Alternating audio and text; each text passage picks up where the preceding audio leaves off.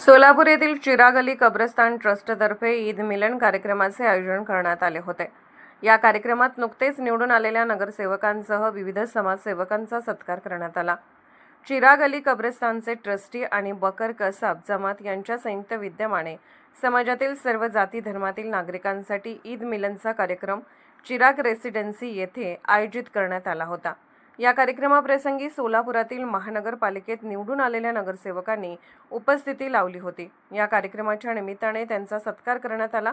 कार्यक्रमाचे संचालन हसन माशलकर यांनी केले। कार्यक्रमाच्या अध्यक्षस्थानी ॲडव्होकेट मेहबूब कोटिंबिरे होते, तर आभार प्रदर्शन ट्रस्टचे सचिव कुद्दूस कमले यांनी केले। कार्यक्रमात समाजातील मान्यवरांची मोठ्या संख्येने उपस्थिती होती।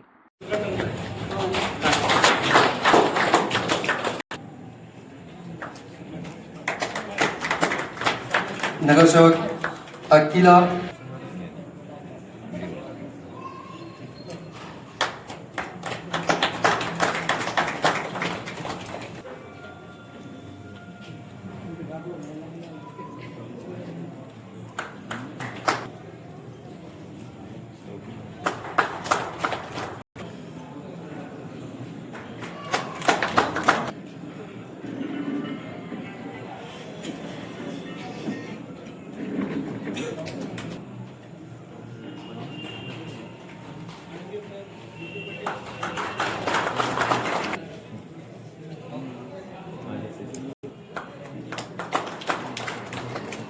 मी ॲडव्होकेट मेहबूब कोटिंबिरे, चेअरमन चिराग अली कब्रस्तान ट्रस्ट सोलापूर। आज या ठिकाणी चिराग अली कब्रस्तान ट्रस्टच्या वतीने रमजान ईद निमित्त ईद मिलनचा कार्यक्रम आम्ही या ठिकाणी आयोजित केला होता। त्याचबरोबर सोलापूर महानगरपालिकेमध्ये जे नूतन नगरसेवक आहेत, पदाधिकारी आहेत, त्यांचासुद्धा सत्कार या ठिकाणी आम्ही घेतलेला आहे। आणि आजच्या कार्यक्रमाचा प्रमुख उद्देश होता की सर्व समाजातील लोक या ठिकाणी उपस्थित राहावं आणि आपुलकी प्रेमभाव या ठिकाणी वाढावं। आणि आमच्या कार्यक्रमाला भरभरून लोकांनी प्रतिसाद दिला। सर्व जाती धर्माचे लोक या ठिकाणी उपस्थित होते। विशेष करून या ठिकाणी आमच्या बाजूला जे मातंग समाज आहे, लोधी समाज आहे, वडार समाज आहे, जोशी समाज आहे, मराठा समाज आहे, या ठिकाणी प्रत्येक जाती धर्मातील लोकांनी या ठिकाणी उपस्थित लावली। आणि त्यांनी या ठिकाणी आम्ही जे एक स्नेहभोजनाचा कार्यक्रम ठेवला होता, शिरकुर्मा आणि दालचा खाना, त्याचासुद्धा या ठिकाणी आस्वाद घेतलेला आहे। हा कार्यक्रमाचा प्रमुख उद्देश आहे तो उद्देश आहे की सध्या समाजामध्ये देशाची एक भावना, देश पसरवण्याचं काम चालू आहे आणि त्याविरुद्ध आपण जो धर्म शिकवतो, प्रत्येक धर्माचा प्रामुख्याने सर्वांना प्रेम अर्पावं असा एक संदेश सर्व धर्मांनी दिलेला आहे। शेवटी माणुसकी हा सर्वात मोठा धर्म आहे। आपण माणुसकी जपली पाहिजे आणि सर्वांनी आपुलकीने प्रेमाने राहिले पाहिजे, हाच या कार्यक्रमाचा मुख्य उद्देश होता। आणि त्यासाठी आम्ही लोकांना निमंत्रण दिलं होतं आणि लोकांनी त्यासाठी प्रत्येक जाती धर्मात या ठिकाणी आले। त्यासाठी मी सर्वांचे या ठिकाणी मनपूर्वक आभार व्यक्त करतो। जय हिंद। अल्हम्दुलिल्लाहि रब्बिल आलमीन वल आक़िबतु लिल मुत्तक़ीन वस्सलातु वस्सलामु अला सय्यिदिल अंबिया वल मुरसलीन वअला आलिहि वअस्हाबिहि अजमाईन, अम्मा बाद।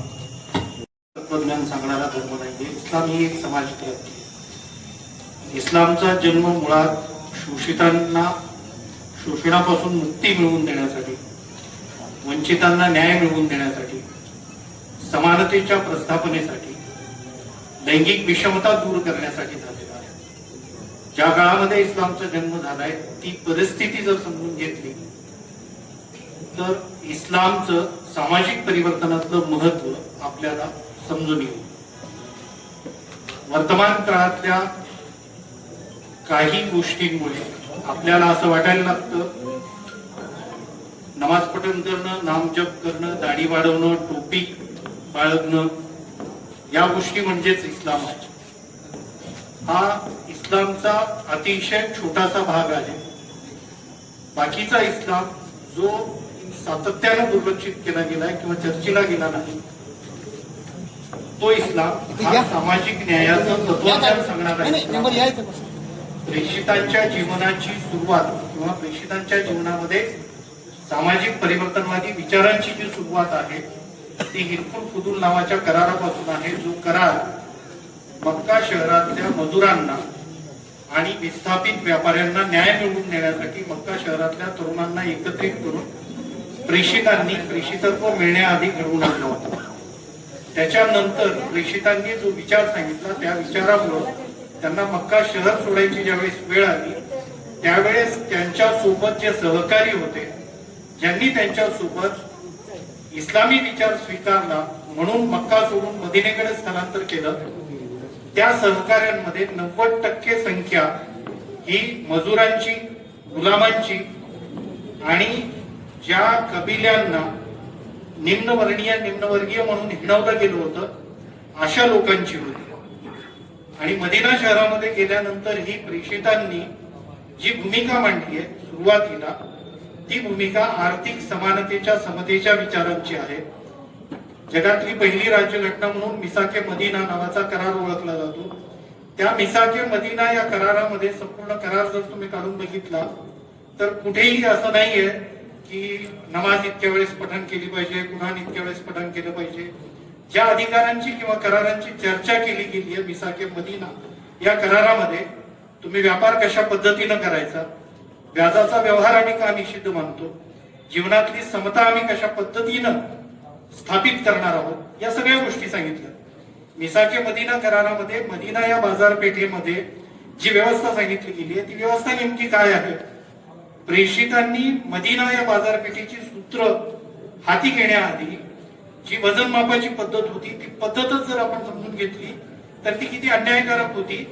आणि प्रेषितांनी बाजारपेठ हाती घेतल्यानंतर जी पद्धत वजन मापाची आली ती किती न्यायपूर्ण होती ते तुम्हाला समजून येऊ शकेल. अलीकडे तुम्ही काही मुस्लिम मित्रांकडून ऐकलं असेल की वजन काट्यामध्ये मापतोलामध्ये असमानता किंवा असमतोल करणं हे पाप आहे.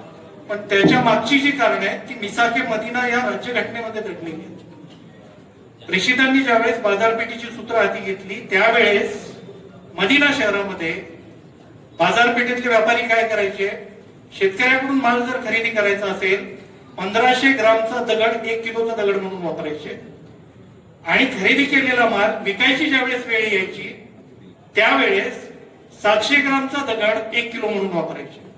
म्हणजे खरेदी करताना 500 ग्राम अधिक खरेदी करायचं, विकताना 300 ग्राम कमी विकायचं. ही जी वजनातली तफावत आहे ती जगातली पहिली राज्यघटना मिसाके मदिना या नावानं लिखित स्वरूपात करून प्रेषितांनी वजनातली ही तफावत दूर केली.